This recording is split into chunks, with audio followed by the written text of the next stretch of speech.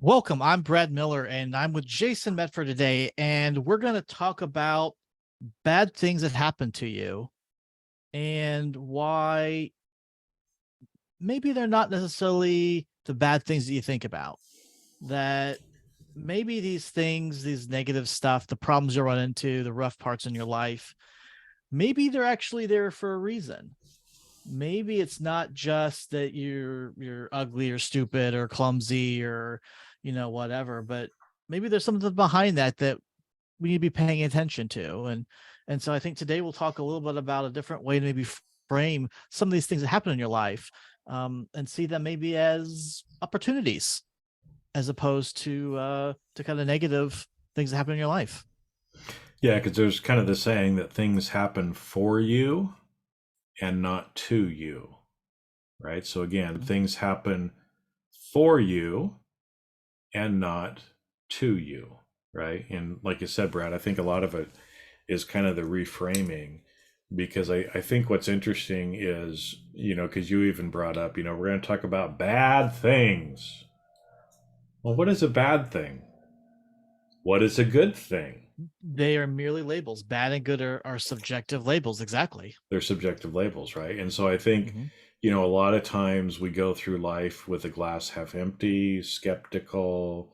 Again, I mean, a lot of people listening to this, if they're professionals, lawyers, accountants, auditors, people like that, they tend to have a more skeptical, cynical kind of an outlook on life, just because that's what they've been taught Hmm. or how they've been taught to think professionally, but it usually carries over into our personal lives and into our spiritual lives as well.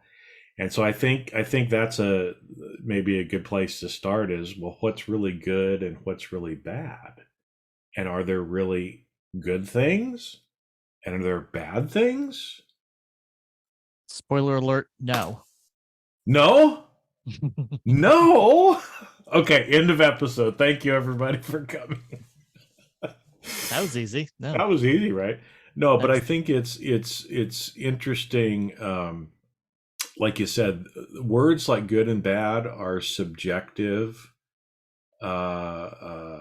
labels that we put on it. And what's interesting,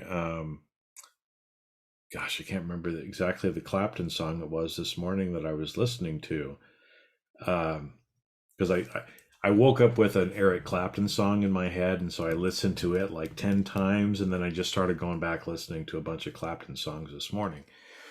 But it's interesting because that song had some lyrics that lined up with what's in the Tao Te Ching that Lao Tzu wrote as well, which again is a spiritual work of saying things like, you know, as soon as you call something beautiful, you make other things ugly, right? Hmm. Um, That's deep, nobody's by the way.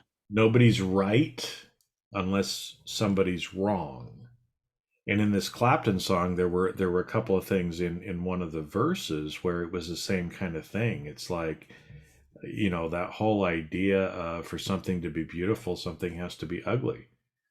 For us to label something as good, we have to label something as bad, right?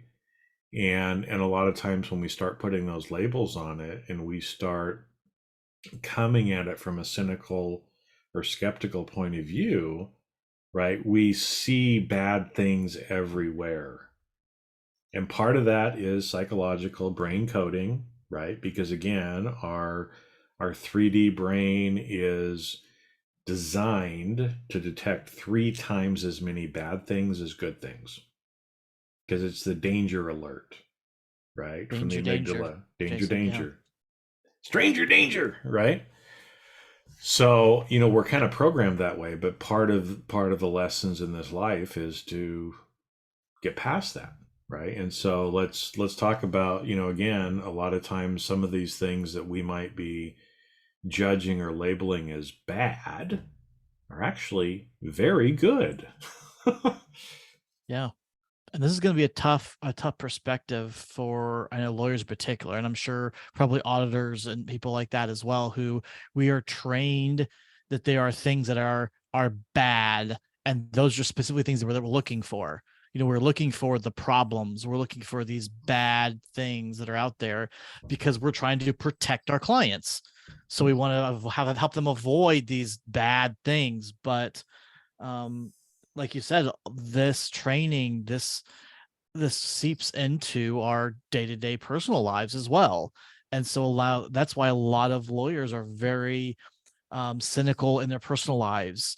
They deal with depression, always have a negative outlook on everything, because that's just kind of what's ingrained in us. Is to be a good lawyer, you have to look for the bad things. You have to issue spot. You have to try to mitigate risks and problems and damages and such. And I'm sure there's other, engineers probably the same way, Mhm. auditors, accountants, different professions as well. We're trained to look for problems. And so to us, kind of the concept of when all you have is a hammer, everything looks like a nail. Well, when all we're looking for is problems, we see them everywhere. But when it comes to our personal lives, when it comes to our spiritual journey, the question is, are there actually problems?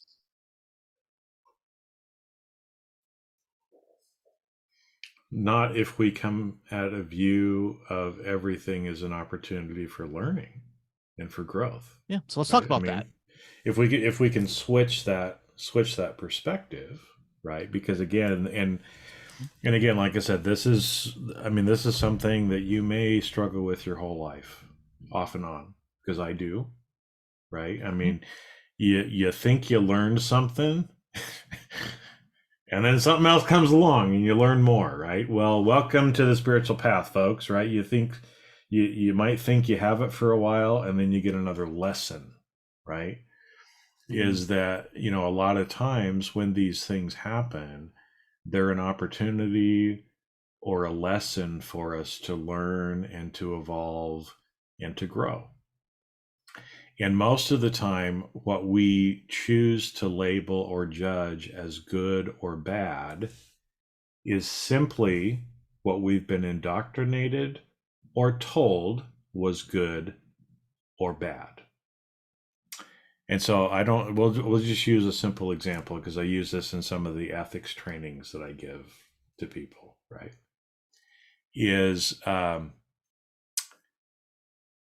killing good or bad? So I don't know. What do you think, Brad? What would the world tell us? Is killing I mean, good or I would have bad? to say probably bad. You've got the idea, the idea of the 10 Commandments, thou shalt not kill, Mhm. saying that this is a bad, it's a bad thing that you kill. First degree murder, murder is a crime. It's something that we punish people with most severely of anything else. If you kill, that's kind of the worst of the worst things you could kind of do. Um, so I said, I would say that definitely as a society, we look at killing as a negative, as a bad thing. Right.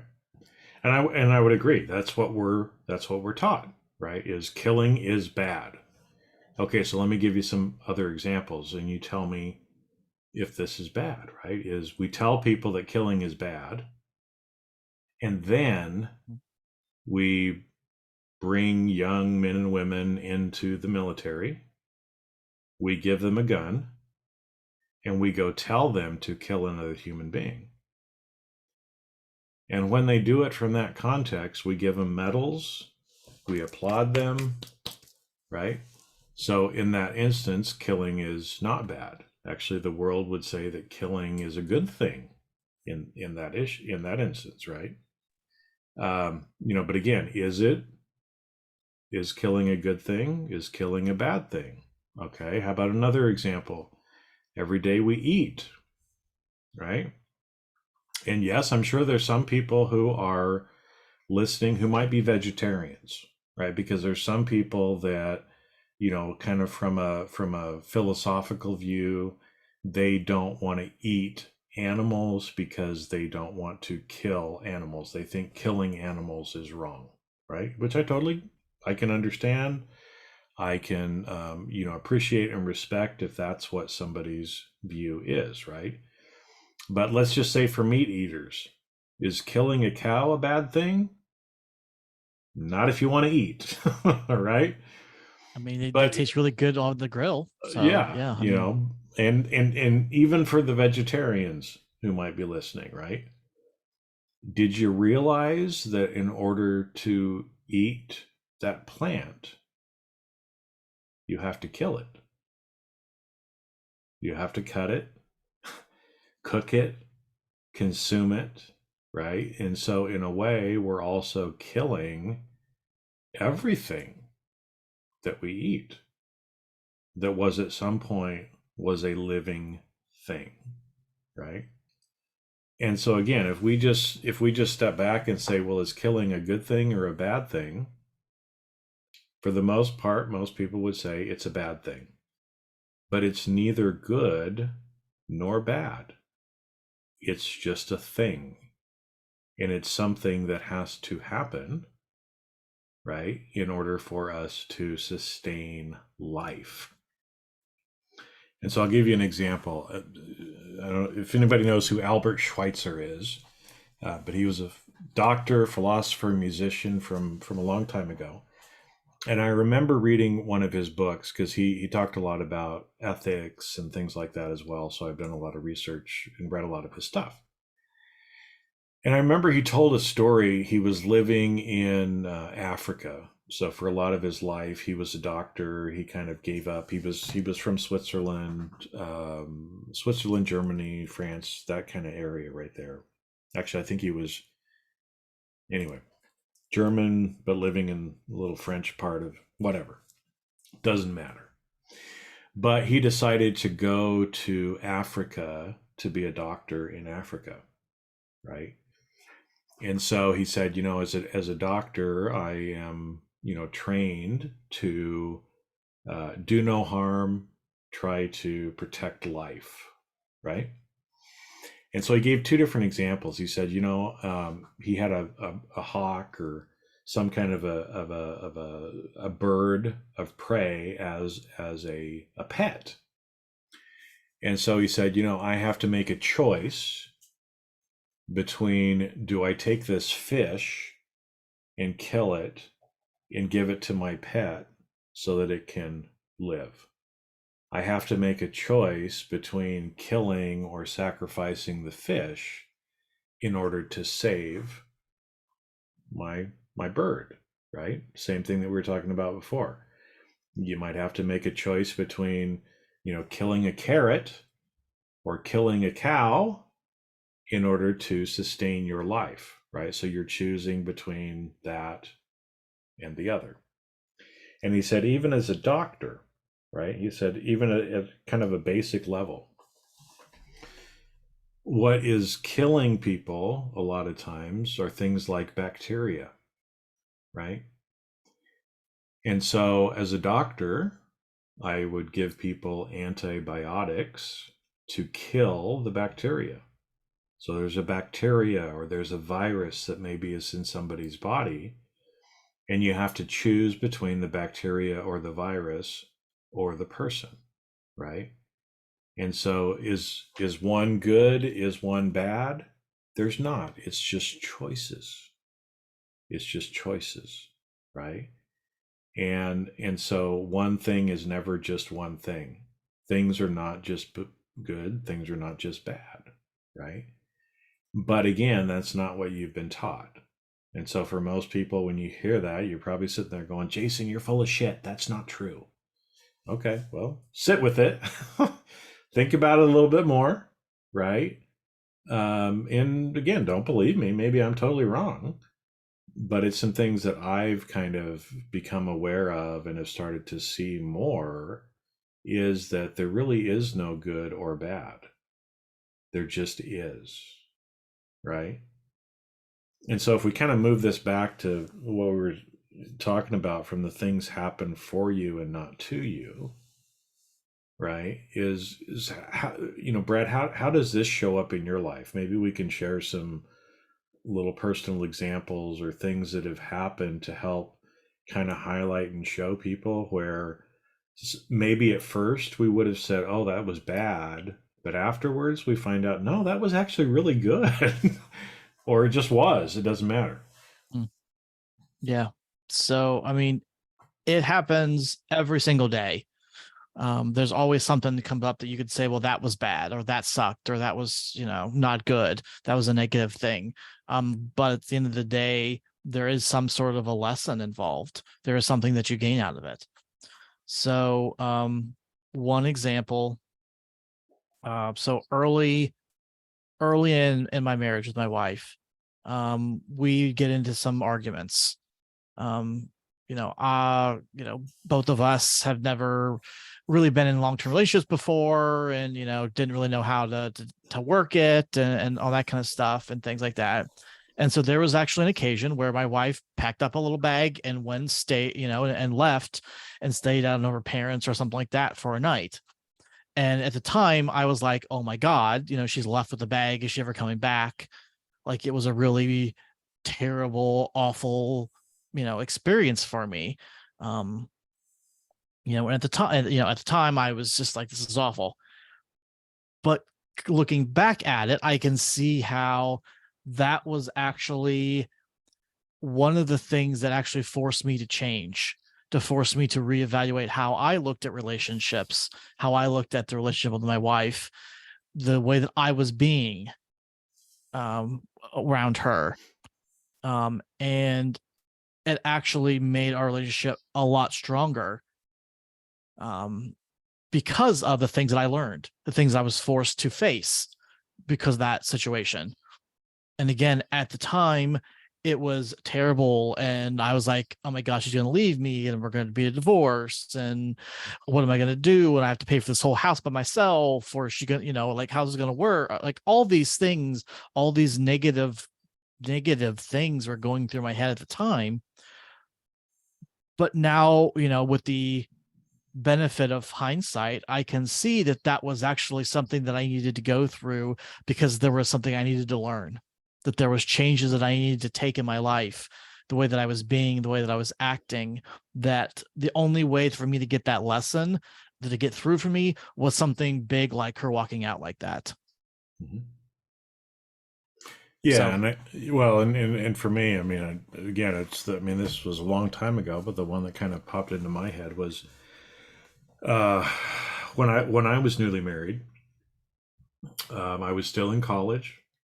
I was earning like $6 an hour, working part time and going to school full time, and we already had one small child, and I can't remember if the second one had come or if my wife was still pregnant with the other one, but I was working in an internship job at a company in accounting. So I was like an accounting intern. Like I said, at the time I was probably earning like six, maybe $7 an hour. Right, that's a long time ago.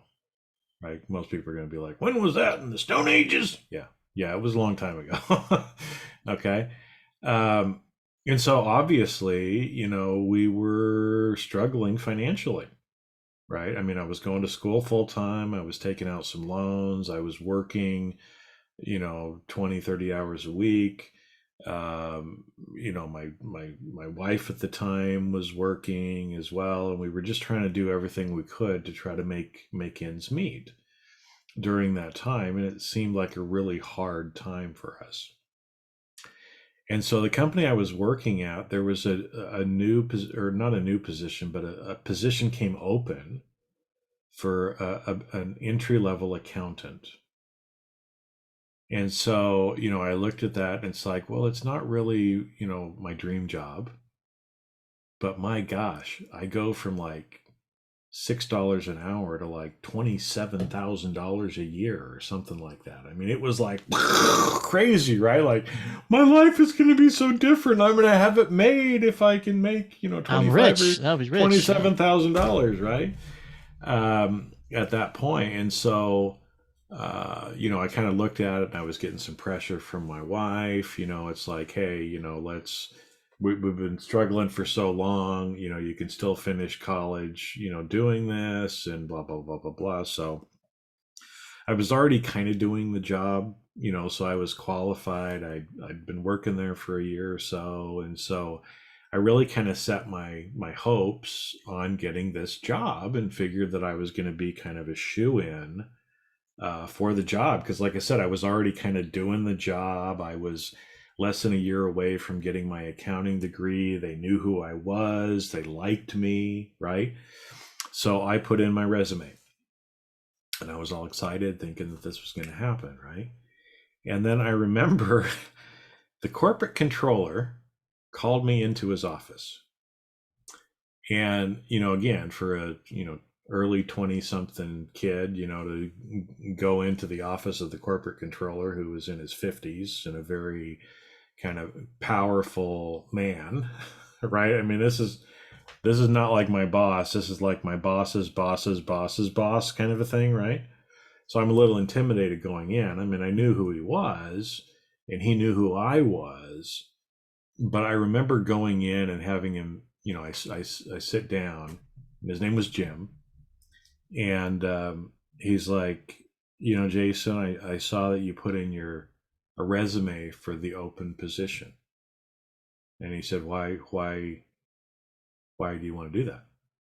And I said, well, we kind of need the money. I'm already kind of doing the job. I think I can do it. I know I can do it. And he said, well, here's what I'm going to tell you is I'm going to remove your resume from the list.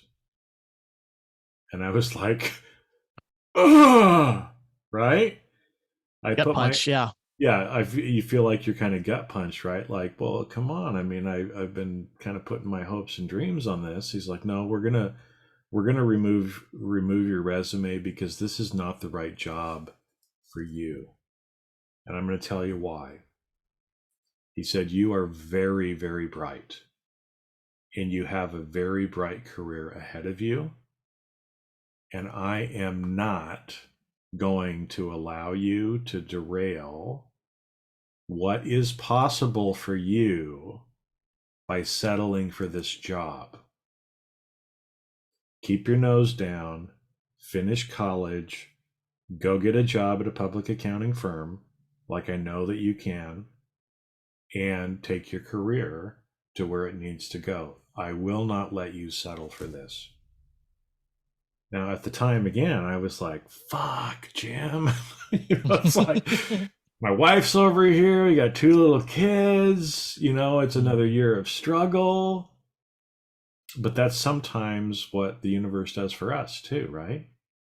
Is now I had the benefit of the doubt, or I had the benefit, not of the doubt, but the benefit of Jim actually explaining to me the reason. Most of the time when these things happen, it just gets pulled out from underneath us, and we don't understand or know the reason why. But so much of the time when those things happen, right? So again, let's say Jim didn't have that conversation with me, right? Instead, he just said, I'm sorry, but rejected. I would walk away. Oh my God, right? At that point, and I would be thinking, oh, this bad thing happened to me. The universe hates me, right? God doesn't love me because this bad thing happened to me. But in reality, what's the reality of it? Is that no, Jim, in this case, was looking out for me. He knew he knew the potential that I had, right? And because of that, he just kind of, right, to get me kind of back into where he knew I needed to be.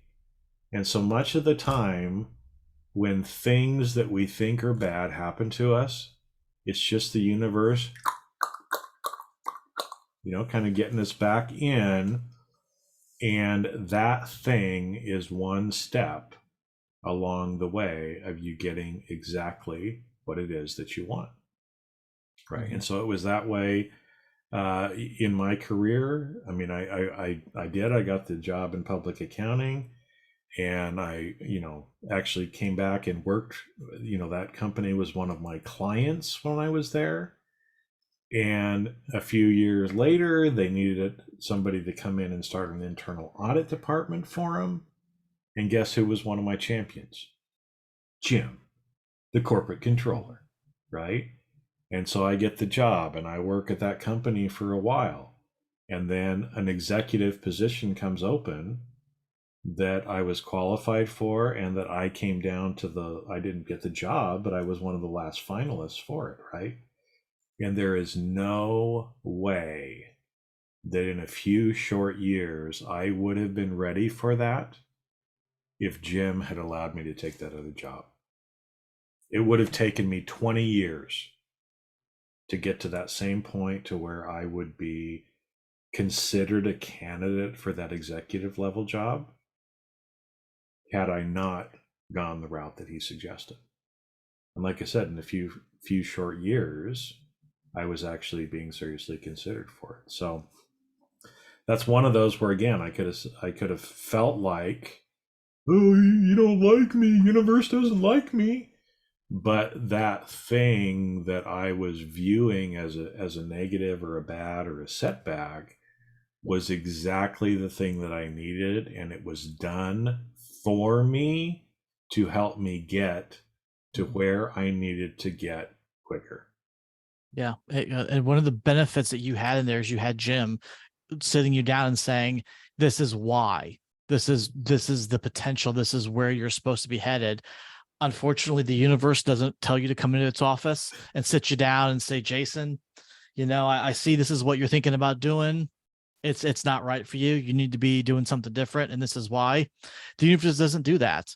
The universe says, nope, you don't get it, reject you. And then you're left to your own devices to figure out, to ride the wave of what happens. And that's why I think it's so tough for people, because we don't have that explanation of why this happened. But we can get the explanation, right? We can.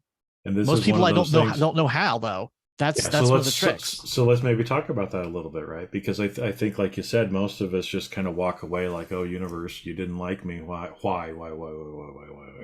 Why does this happen to me? Why did this happen to me? Woe is me, poor me," right? All that kind of stuff. Yep. Well, what if you could get the answer? What if you could find out? And you can, right? Now, the universe works on its timetable. So some point you will know, but you won't know until you know. I'll know when I know. Okay?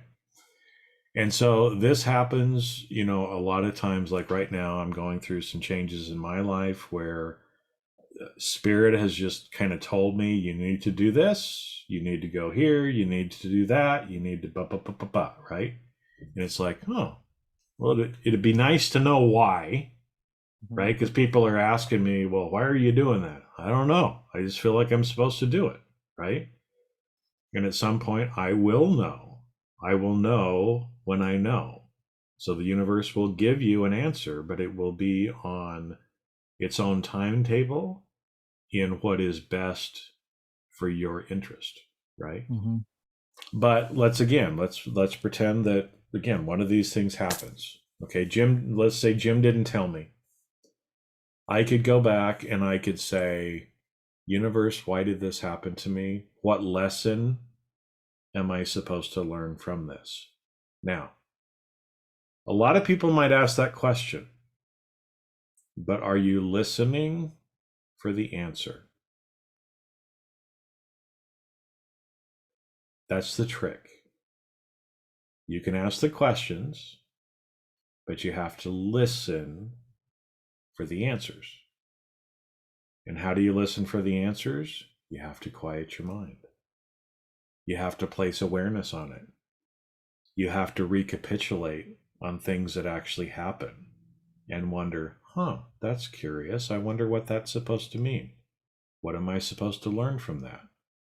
And then we have to have the patience, right? The patience, the surrender to just continue to go forward until the time is right, but we can receive those answers. Sometimes it's very quick. I mean, I've had a few things happen to me in the last month or two that were actually very quick. It was like, boom, like a door slammed. And I'm like, what the fuck? Right? feels like, man, you caught me on the nose with that one, right?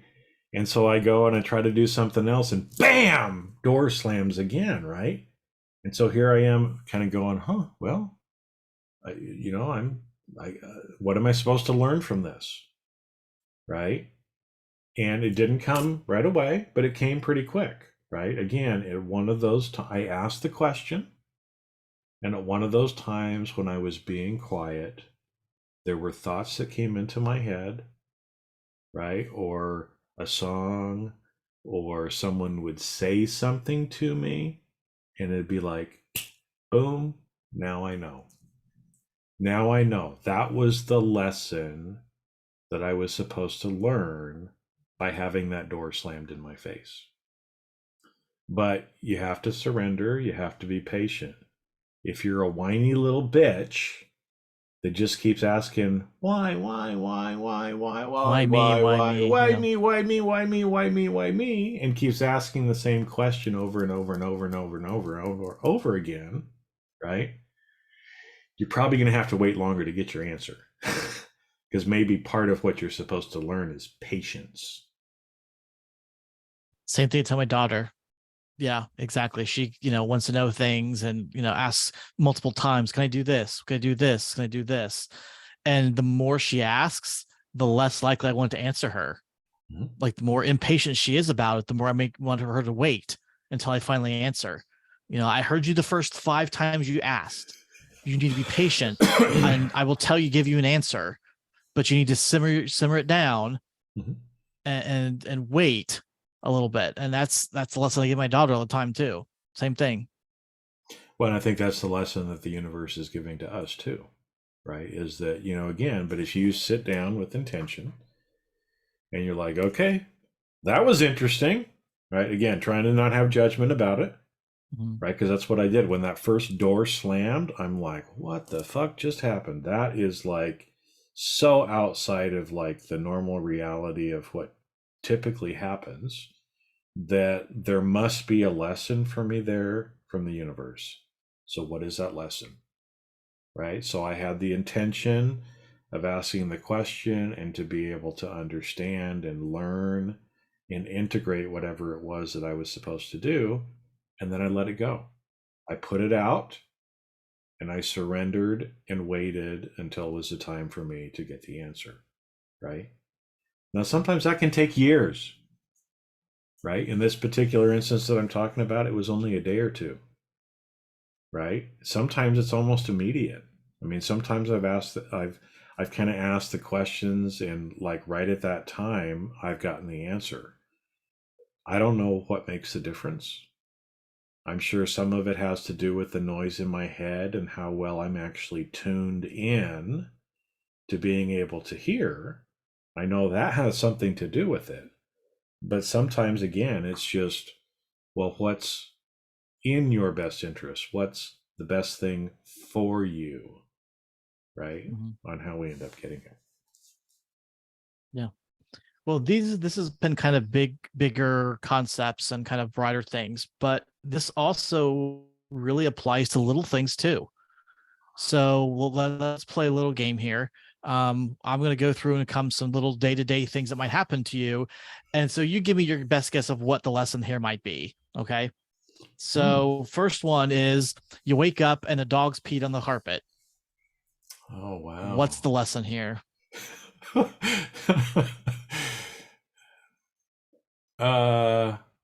could be the lesson here? Obviously, we don't know. We don't know. Yeah, we don't know. Well, what could be the lesson?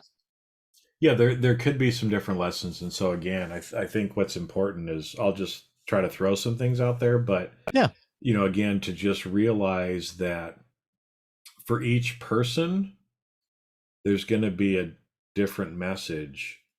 And that one act of the dog peeing on the floor probably has more than one lesson in it as well.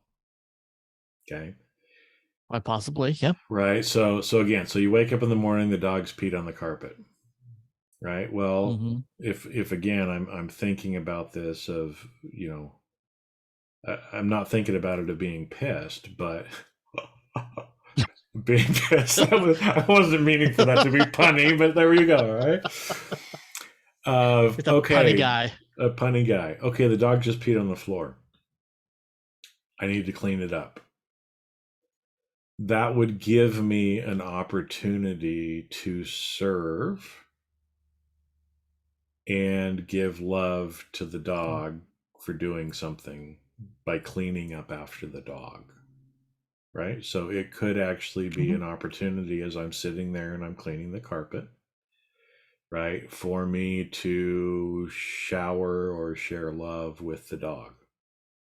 Right. And again, I mean, Mm, it kind of depends on why that might be happening. I had a dog once well, that sure. did pee on the carpets, but we found out it was because she had kidney problems. She was having kidney failure. Right now Well, in that that's a situation, maybe totally it was different that's situation. pointed that out for you, though. Right? Right. Maybe that was what needed to happen, so you guys would be aware that something was going on that needed to be looked into. Yep. That could have So been your lesson there. could have been a lesson there, right? So that could be another lesson for the dog peeing on the floor. Um, Yeah. No, you know, for me, I'm thinking like, hey, if we wake up the dog's peed, maybe a lesson here is the responsibilities that we have. We didn't get up and let the dogs out. That's one of our daily responsibilities. So maybe there's some place where we're not carrying out the responsibilities that we need to be doing every day. mhm, The dog, it may not be just the dog. It may be we're talking about different maybe levels here. yes. There's other things that we're not doing that we need to be doing. Well, and Um, maybe it's an opportunity for us just to have patience, yeah. as well. Maybe it's an opportunity for us to, if you're one of those people that gets out of bed at the very last minute, and then all of a sudden you realize the dog's peed, so now you got to spend 10 minutes or whatever cleaning it up before you go to work, and you're going to be late for work, right? Which means either you're going to be more stressed about Mm-hmm. it. Maybe you're going to choose to be angry at the dog for doing it and kind of throw anger towards the dog, right? It's an opportunity for us as well, I think, to kind of manage the emotions around that. And like you said, is Mm-hmm. was part of it your responsibility because maybe you didn't let the dog out last night, right? Or maybe Mm-hmm. it's a warning sign that there's something wrong health wise with the dog. Right. Maybe it's you need to get your butt out of bed earlier and take more responsibility of not trying to do everything at the last minute and procrastinate, right? I mean, it could Mm-hmm. be lots of different things, and it could be one of those, it could be all of those. Or it could be none of them. It could be Or it something could be none completely of them. different. But Yeah. like you said, it's very specific to you and your situation. Mhm. And kind of the point here is not that, you know, it's necessarily one of the other ones, but just that there are so many possible lessons that you can take or that can be there for something that is negative, where you walk out and there's a puddle on the floor, and immediately, like I said, the first thing that probably most people do is you throw out some expletives. You talk about the damn dog and all these other things, and you're upset about cleaning it up. It's a problem, it's an issue, but what is the lesson behind there? What can we learn? What can we take from this? Because it didn't happen to you. This is happening for you. What is it that it's doing for you? Mhm. Even little mundane things like that. It doesn't have to be as big as jobs stuff. Even as mundane as a dog peeing on the floor, or you getting a speeding ticket on the way to work, or a client's check bouncing, you know, all of those, they all suck at the time. But what are the lessons that you're gaining or that you're going to be picking up from those situations? Mhm. Yeah, I think so much of the time we don't know until we know, and so like that, oh, you got pulled over for speeding, you got a speeding ticket, right? Well, you might never know why, but maybe because you were slowed down, you weren't at that particular place on the freeway where a major 20 car pileup happened, right? Mhm. You may never know that or see that, right? Um, or you might, right? I mean, again, you'll know when you know, and it doesn't matter whether you know why or not. But I think a lot of times, kind of the surrender and just try to have some attention on it, place some Mhm. awareness on it, But don't try to obsess about knowing right now what the answer is. Let it come when it's time to come. Because I think too, I've had, the older that I've gotten, I've looked back on some of the same experiences that I've had, and the lesson or the thing that I maybe learned when I was in my 20s, when I recapitulate on that same experience now, it means something different to me, and it teaches Mhm. me a different lesson, right? And sometimes these things might happen too, just for us to have a story and something to share with other people, as well too. I mean, Yeah, a way to sometimes connect with others, yeah, it shared may have nothing experiences. to do with us, but it may have to Mhm. do with, some way of you helping somebody else as well. Mhm. Yeah. And if you want to get to the ultimate example of something bad happening and it doesn't happen necessarily to you, but for you, 2020. Mm. 2020. We're talking about Yeah, the news program show, right? of course, Barbara Of Walters. course, Yes, not the not the global not the pandemic that not the pandemic and sequestering. But no, I right, think, but I mean, that's a major world event mhm. that, there's many, many, many, many, many things from that. Oh yeah, Many things from that, right? hmm But, and a lot of people can look at it and only see the negative, and some people hmm do. But I think there's a lot of, good that has come from it as well, right? I mean, more flexible, remote, hybrid work hmm environments for people now. yep. How many people kind of questioned where they were at in their life and made some changes, right? How many people improved their relationships?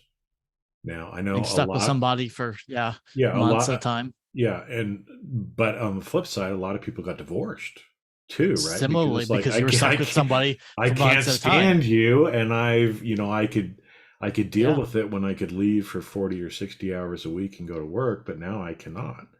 right. And even with something like divorce, again, a lot of times we look at things as those things being bad, but how much worse is it for two people to be stuck in a relationship with each other who no longer love each other, just for the sake of being in a relationship, because the world tells you that once you get married you shouldn't get divorced, right?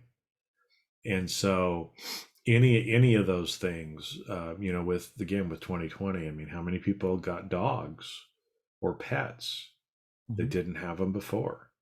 How much Pandemic pets. Yep. joy has that brought into people's lives as well, right? I mean, again, hmm there's, for everything that you might think of or judge as bad, you can probably find 10 good things with that same event.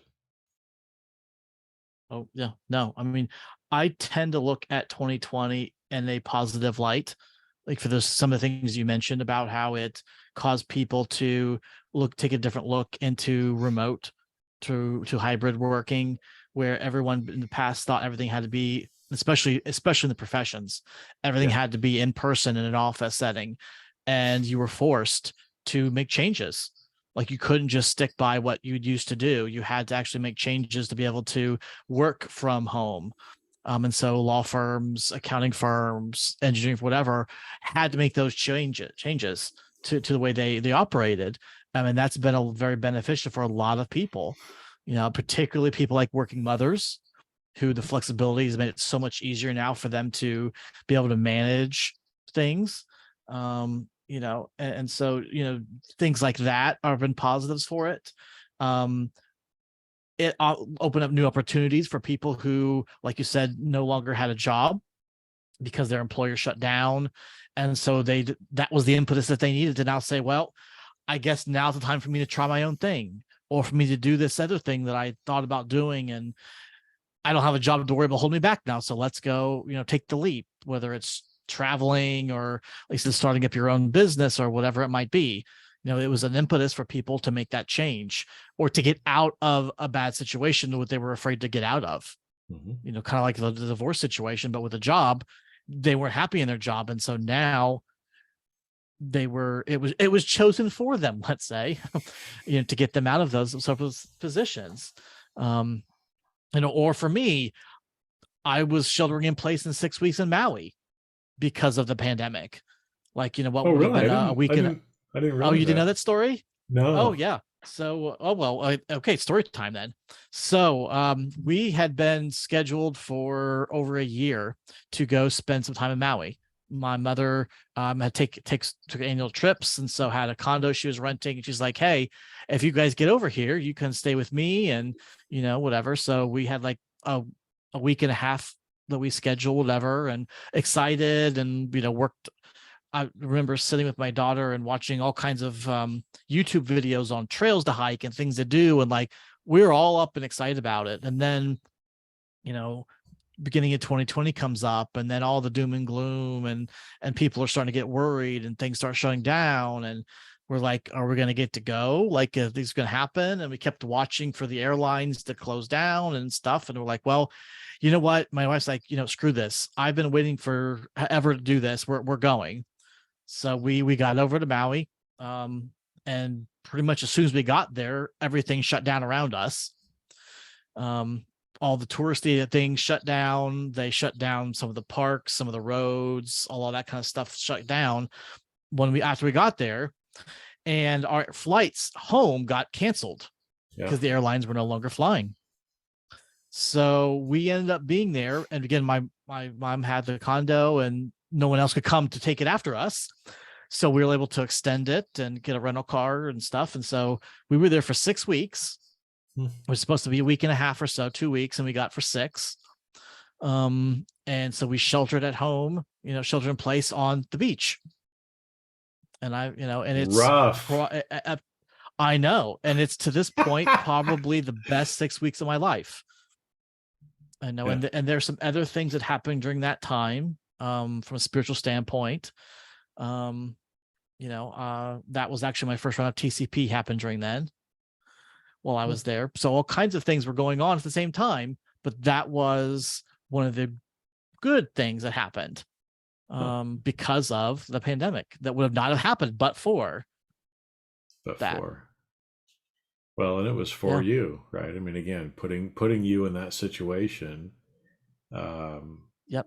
and it's nice that you were able to see it as that. Where, I'm sure that there were probably other people who were stranded, right, like you were, and they were Yep. probably bitching and moaning and complaining the whole thing, and woe is me, woe is me, woe is me, Right. instead of seeing it as an opportunity, uh, and being Mm-hmm. grateful for the fact that you could actually, go out and go to the beach and do some things like that. Where, I mean, there were some places Mm-hmm. in the world where literally you were not allowed to come out of your apartment. I mean, they had policemen on the Right. floors and everything else. And if you came out of your Yep. apartment, they'd give you a ticket and all kinds of stuff. Um, Right. so yeah, it's an interesting, but again, you have to change that perspective. You have to see the other side of it, and not judge Yep. or put a label on some of those different things. Hmm. Right. Hmm. So Well, good happens stuff. for you, not So to you. Yeah. yeah, good things. Well, and I think it's yeah, anytime that something happens that surprises you and that you want to start to place a label on, just pause if you can, right?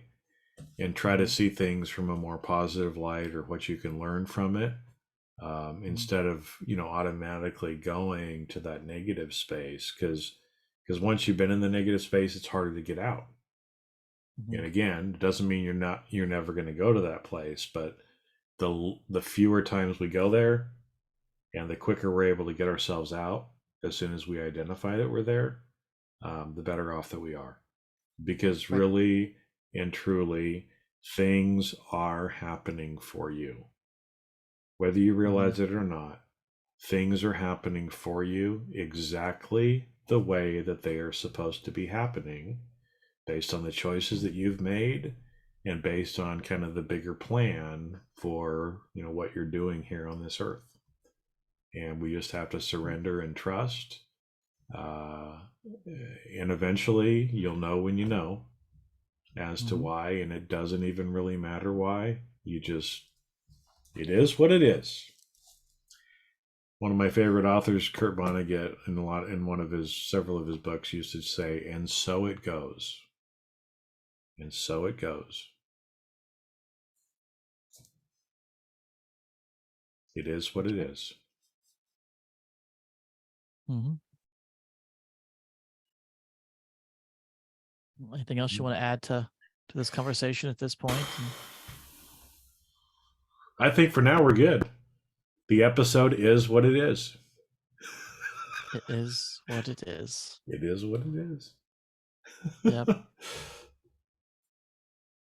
All right, everybody. Well, thanks for listening. And, again, remember, start to try to change your perspective and realize that things are actually happening for you, not to you. And that little shift in perspective can make all the difference. So place more awareness on it. And, if you enjoyed this episode, make sure and share it with other people as well. And we'll see you on the next episode. Have a great week. Until next week. See you, everybody. Until then.